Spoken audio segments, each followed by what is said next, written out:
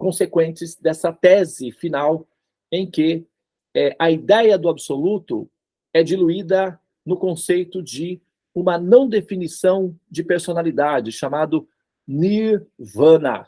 Nir, que significa, ou nirguna. Nir, que significa não, e vana, qualidades, ou nirvana, significa um ser sem qualidades, um princípio sem definição, ou um mistério sem explicação.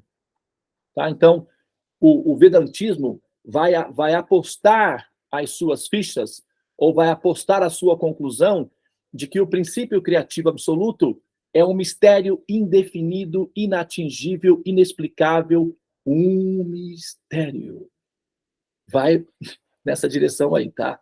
Então, é só para vocês saberem que existe essa possibilidade aí, tá bom? A outra alternativa, né, são os Bhakti Vedantas. Os Bhakti Vedantas. E os Bhakti Vedantas são uma classe de filósofos, de pensadores védicos, que vão, então, assumir a seguinte definição: não, o Supremo é racional, é inteligível, cognoscível, portanto, compreensível, através da sua interferência pessoal. E para justificar essa afirmação de que o Supremo é compreensível, é inteligível, é racional e é perceptível para a criatura, ou seja, para nós, a definição de pessoalidade, o ser absoluto, portanto, sendo um ser racional, também tem condições de ser um ser pessoal. Portanto, ele é um ser, em última instância, com capacidade de ser pessoal. Por isso, nós podemos lidar com ele como um ser pessoal e a sua criação com personalidades. Por isso, nós vamos afirmar a pessoalidade do Criador. E esses pensadores, filósofos Vaishnavas, eles possuem uma tese, que é um Siddhanta, uma conclusão do conhecimento védico. E essa tese chama-se Srimad Bhagavatam. Eu estou tentando aqui por causa do fundo. Esse livro aqui é um deles, né, o primeiro livro. São 18 volumes, assim, parecidos com esse. E esses livros são a tese, ou seja, a conclusão final, que é o Siddhanta dos pensadores védicos chamados Vaishnavas. E nós estamos, então, aproveitando para fazer um estudo dessa tese, dessa compreensão, porque isso pode nos dar uma explicação acerca do motivo pelo qual nós existimos. Tá? Então, essa definição, ou essa análise, ela está na pauta, ela pode ser feita, normalmente ela é feita por aqueles que são mais radicalmente interessados em compreender a própria existência e não apenas em aliviar-se dos sofrimentos do ato de existir. São dois tipos característicos de pessoas que se aproximam de Deus, tá? Uns são aqueles que querem aliviarem-se dos sofrimentos consequentes do ato de existir, ou seja, há algum tipo de aflição, o ser está sofrendo por algum motivo, seja por medo, seja por frustração, decepção da vida em si, está doendo existir. Então, esse ser aproxima-se de Deus com a esperança de que o ato de existir diminua a dor enquanto ele existe. Então, ou seja, vai haver facilidades, seja material, seja emocional, seja psicológica, e aí esse ser fica satisfeito com isso mesmo, que é o que ele estava, no fundo, buscando. Então, essa é uma classe de pessoas que se aproximam do Supremo. A outra classe são chamados os rishis, os pensadores, os buscadores do absoluto, os buscadores do infinito. Então, são aqueles que, para além de simplesmente desejarem aliviarem-se dos seus sofrimentos de existência, também desejam compreender os motivos pelos quais há o Criador e os motivos pelos quais, havendo esse Criador, ele cria, o que o leva a fazê-lo, já que o motivo ou a motivação ou o impulso criativo gera uma consequência dramática, ou seja, a nossa existência. E uma vez que nós existimos, interagimos com a criação e sofremos a pressão da criação sobre nós, ou seja, interagindo com a criação e vivendo as experiências consequentes do ato de existir, então nós automaticamente, aqueles que são os buscadores do infinito, se interessam por compreender qual motivo justificaria o Criador ter um impulso criativo a ponto de nós passarmos a existir como consequência desse impulso criativo, tá? Ou seja, por que nós existimos de fato? Qual é a explicação racional, coerente, que justificasse de fato a nossa existência de tal maneira que a nossa inteligência se acalmasse como consequência de uma definição coerente, e não apenas por uma pressão psicológica ou definições abstratas. Então, é essa pesquisa que nós fazemos quando investigamos essa escritura, né, que é o Srimad Bhagavatam. Ok? Muito bem. Então, nós vamos dar início. Na verdade, já demos início, mas essa introdução, eventualmente, ela é necessária. Nós vamos deixar para mencionar os nomes dos participantes que estão aqui quando nós dermos início no sábado, tá? Porque mais para frente novas pessoas poderão entrar, então a gente já faz a recepção de todos. Porém, sejam todos bem-vindos à aula do Srimad Bhagavatam. Eu vou pedir que você, por favor, feche os olhos nesse momento. Nós vamos entoar o mantra. Observe um minuto de silêncio.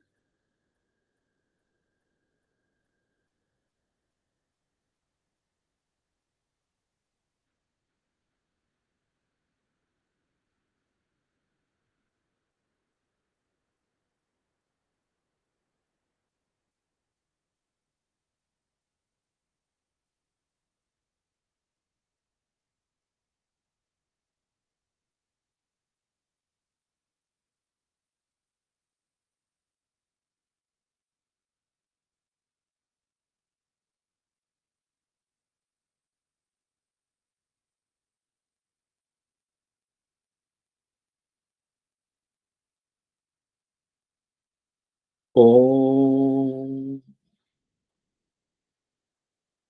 Shri Glim Jyoti Brahmaya Namaha. Om Shri Glim Menakshnamurtei Namaha. Om Narayana Namaskritya Naranchayva Narottamam Devi Sarasvati Vyasa Tatodayamujiraye. Om Magyana Chimirandhasya Jananjana Shalakaya Chakshurumilitan Yena Tasmai Shri Gurave Namaha. Om.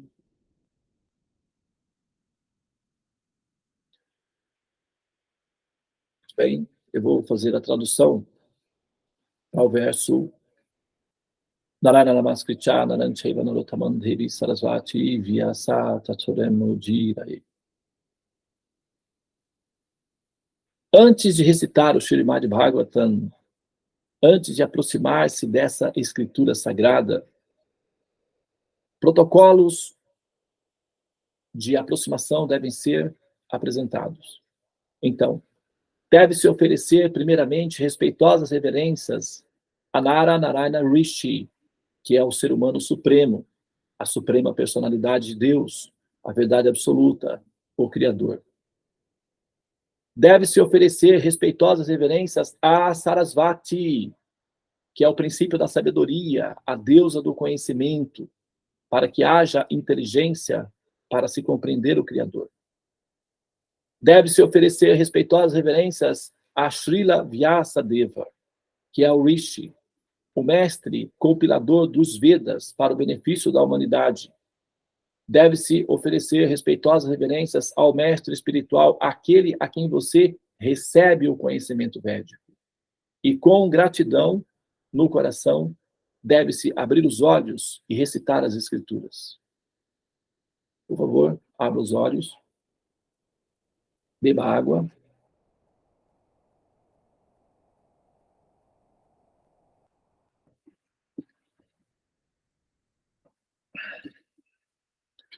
Om Namo Bhagavate Vasudevaya. Om Namo Bhagavate Vasudevaya. Om Namo Bhagavate Vasudevaya. Om. Muito bem, pessoal. Olha, nós estamos fazendo uma sequência, ok? Com o capítulo 2, nós estamos, na verdade, lendo o capítulo 2, que se refere à divindade e serviço divino. A gente está no capítulo 2. Entretanto, eu selecionei aqui um verso hoje, que é do capítulo 3, né? O Supremo, né? O Senhor Vishnu, é a fonte de toda a manifestação da criação. Tá? Então, quando nós falamos Vishnu, ou quando nós falamos Vaishnavas, tá? Os Vaishnavas são aqueles que dedicam-se a aprender a amar Vishnu, ou são aqueles que já aprenderam a amar Vishnu, ou são aqueles que ensinam outros a como amar Vishnu.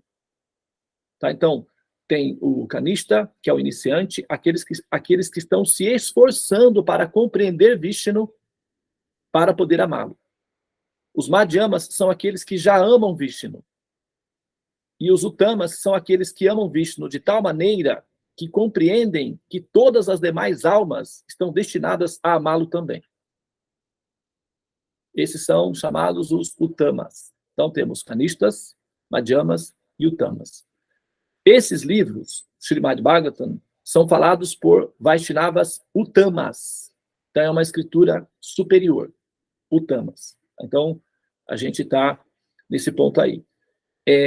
Vishnu, quando nós falamos Vishnu significa a verdade que penetra tudo. E a verdade que penetra tudo também manifesta inteligência. Então, a verdade que penetra tudo não renuncia, não renega, não menospreza, não distrata a inteligência. Inclusive, a verdade que penetra tudo, ela o faz com base no princípio inteligente. Por isso, nós dizemos que o Supremo é a fonte de toda a sabedoria. E por isso que, antes de entoar essa escritura, nós precisamos oferecer as nossas respeitosas reverências à sabedoria, que é fundamentada na nossa capacidade de compreender o absoluto, ou seja, inteligência. Tá? Então, inteligir o Supremo não é absurdo. Tentar compreender o absoluto pela inteligência não é irregular. Nós sabemos que a nossa inteligência é limitada. Então, se nós formos pensar o Supremo com base na nossa própria inteligência, é claro que não vai dar certo. E aí nós podemos dizer que é impossível compreender o Supremo. Tudo bem, nesse sentido, está correto dizer que é impossível. Baseados na nossa própria inteligência, na nossa própria capacidade. Aí nós podemos dizer que é impossível realmente compreender o absoluto, porque a coisa é bem grande. Todavia, quando nós colocamos a nossa inteligência em conexão, quando nós pareamos a nossa inteligência, quando nós imergimos a nossa inteligência na inteligência do absoluto, a nossa inteligência se torna também absoluta, a ponto de compreender o absoluto. Não que nós sejamos capazes por nós mesmos, ou por nós mesmas, como almas, mas devido a conectar a nossa inteligência na inteligência do absoluto, nós passamos a ser capazes. Compreendem a diferença sutil que existe aí nesse ponto? Então, é correto afirmar que nós não somos capazes de compreender o absoluto. Porém, não é correto afirmar que nós não somos capazes de compreender o absoluto. Isso é um paradoxo, que só pode ser entendido por aqueles que compreendem o absoluto. Esse é outro paradoxo. Porém, isso tudo é compreensível, o que também não deixa de ser um paradoxo. Para isso, nós precisamos de mestres que já tenham superado esses paradoxos, e não mestres confusos, perdidos nos paradoxos. Por isso, a escritura, o Srimad Bhagavatam, é a nossa bússola que nos permite atravessar os paradoxos sem nos confundir com a ignorância e as conjecturações meramente humanas. Tá? Então, nós precisamos de definições absolutas para poder alcançar a meta suprema. Tá bom? Então, sempre que nós estamos predispostas, de boa vontade, a entender Vishnu, nós precisamos de orientadores Vaishnavas, ou seja, precisamos de ter acesso àqueles que já tenham alguma compreensão de Vishnu. Tá? Então, nós estamos aqui representando os Vaishnavas e tentando também nos tornar um Vaishnava equivalente a essa compreensão. Eu selecionei aqui um verso que dá início, né, a essa motivação de pesquisa. Tá? Como nós temos, quero aproveitar aqui também, como nós temos sempre 5 minutinhos, né, de resiliência para aguardar o início do sadhana, eu vou usar esses 5 minutinhos também, tá bom? Então, temos mais 10 minutos aqui para eu falar sobre esse assunto. Eu vou, então, agora entoar o mantra que eu selecionei hoje. É do capítulo 3, Vishnu é a fonte de todas as manifestações. Sutta uvacha Jagrihe Paurushan Rupan Bhagavan Mahat Adibir Sambhutan Sodashakalam Adoloka Sishrikshaya Om Shri Sutta Uvacha Jagrihe Paurushan Rupan Bhagavan Mahat Adibir Sambhutan Sodashakalam Adoloka Sishrikshaya. Bhagavan é um dos nomes de Vishnu. Vishnu, o Criador, o Senhor Supremo, ele possui vários nomes. Nós podemos nos dirigir a ele com diferentes nomes. Sempre que nós nos dirigimos a ele pelo nome, isso agrada mais a pessoa. Por exemplo, se alguém te chama pelo nome, eu aprendi isso na feira, viu, gente? Funciona maravilhosamente bem. Olha só, olha que coisa incrível. A feira é muito competido, né? Tem muita gente querendo ser atendido na feira. E aí você fica lá, às vezes, né, muito tempo para ser atendido. Mas, se você souber o nome da pessoa da barraca da feira, você é atendido mais rápido. Quando você chega numa barraca de feira, aí você tem que se interessar pelas pessoas, né? Conhecer as pessoas. Como eu tenho essa disponibilidade, eu moro do lado de uma feira, então eu conheço o nome de todos os donos de barraca. Então, tem uma barraca que é muito disputada, porque eles vendem frutas, excelente qualidade e muito barata. Então, essa barraca é terrível para conseguir chegar lá. Mas eu conheço o nome dos atendentes da barraca. Então, quando eu chego lá, está todo mundo gritando, eu falo, Priscila, a menina que costuma atender, se vira imediatamente e me enxerga. E aí, ela vem e atende. Por quê? O nome da pessoa alcança o coração da pessoa. Ou então, tem outro rapaz que chama Heleno. Eu vejo qual que está mais fácil, né? Se é o Heleno ou a Priscila. Se está mais próximo. Heleno! Imediatamente ele enxerga e reconhece. Aí fica fácil. Então, quando você chama pelo nome a pessoa, você consegue mais atenção. Essa é uma técnica racional de inteligência que nós temos que utilizar a nosso favor na hora do relacionamento com o Supremo. Então, se você diz assim, amar a Deus. Deus é um princípio genérico, Deus é um posto. Deus não se refere à pessoa. Se eu chegar lá na barraca da feira e disser o atendente, isso é genérico, qualquer um pode ser o atendente, ou o atendente, mas isso é genérico. Mas se eu chegar e falar o nome da pessoa, isso é pessoal. Isso significa que eu me importo com aquela pessoa a ponto de saber o nome dela. Então, ela vai considerar isso rapidamente, não racionalmente, mas intuitivamente, como sendo um ato de amor, de respeito, de consideração, de valor. Então, aquela pessoa vai entender que eu me preocupei em saber o nome dela. Eu me esforcei para exercitar esse princípio, então ela vai dar valor. Então, quando nós nos aproximamos de Deus, Deus é um posto, isso é genérico. Deus só diz respeito ao Criador. O Criador é um posto. Quem é a pessoa que ocupa o posto Deus? Quem é a pessoa que ocupa o posto Criador? Tá? Então, tem alguns nomes que nós utilizamos para facilitar a nossa comunicação direta com esse ser. Tá? Nomes como, por exemplo, Rama, Vishnu ou Krishna.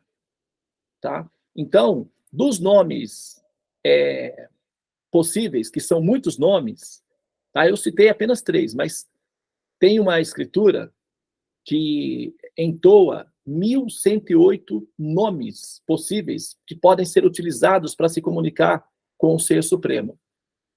Tá? Nós normalmente selecionamos esses 3, que eles são os mais proeminentes: Vishnu, Rama, Krishna. E desses nomes supremos, o nome Krishna produz um efeito mágico na mente dele. Por algum motivo, é por isso que a gente canta o Mahamantra, Hare Krishna, para saber que efeito esse mantra, esse nome tem sobre ele, porque tem um efeito mágico sobre ele. Quando você fala Krishna, alguma coisa acontece nele que modifica o estado psicológico dele. Então, esse nome tem um poder de atrair a mente do Criador de uma maneira especial. Por isso que ele deve ser entoado puramente, com força de intenção devocional pessoal, e não meramente como ato de religião. Tudo bem, você pode fazê-lo como um ato religioso também, não há problema nenhum. Faz parte, inclusive, da terapia inicial. Mas caso você chegue ao ponto de chamar o nome dele, Krishna, com intenção devocional pura, de coração, querendo realmente o contato com essa pessoa, dá outro efeito. E isso faz parte do aprendizado de como lidar com esse ser. Ele é um ser, ele é uma pessoa. E como um ser, e como pessoa, tem os melindrezinhos pessoais. Apesar de que todos os comportamentos dele são absolutamente bem-aventurados, graciosos e capazes de produzir sobre aquele que entoa puramente os santos nomes Krishna um mar de êxtase, de amor e de bem-aventurança.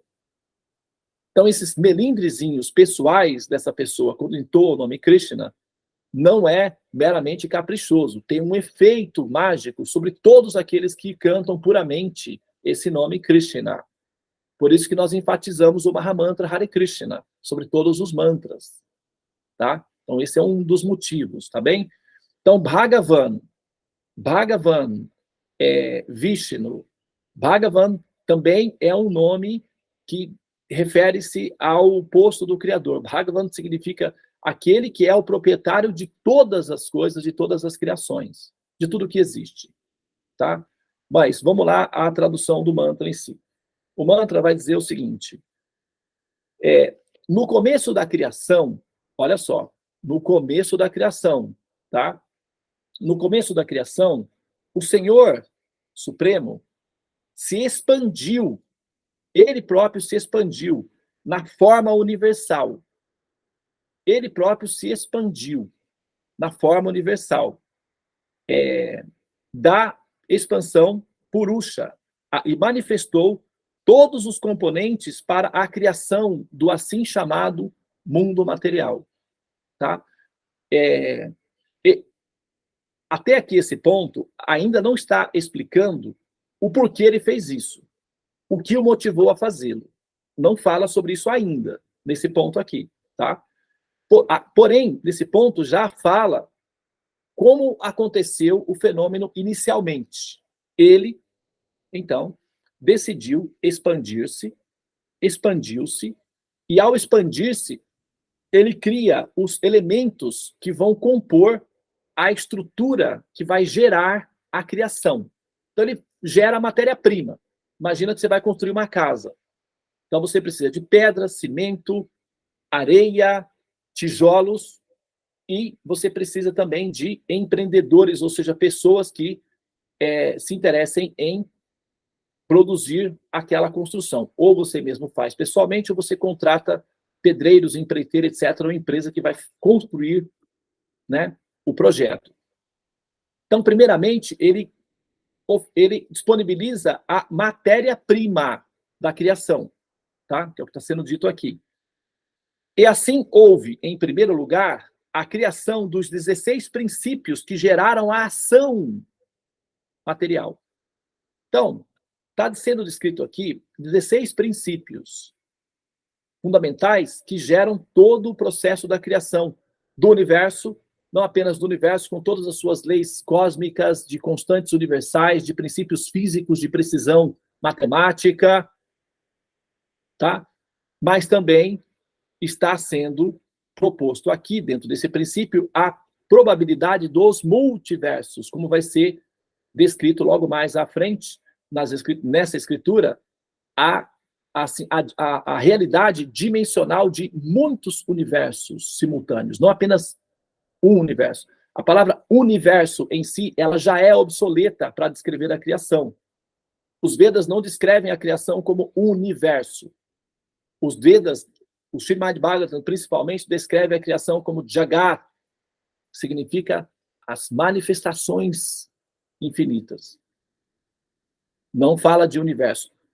Uni significa único, só um. Verso, versão. Então, universo quer dizer única versão. Tá? Então, os Vedas não vão tratar de uma única versão, já que os textos partem do princípio da elaboração de que não há uma única versão, mas que há muitas versões criativas simultaneamente. Então, aí nós temos os multiversos descritos já nas escrituras, que é muito anterior, né, à ideia de universo. O Giordano Bruno tentou explicar isso na Idade Média, e infelizmente foi à fogueira. Atualmente, os cientistas já sabem que matematicamente é possível, é muito mais provável multiversos que um único universo.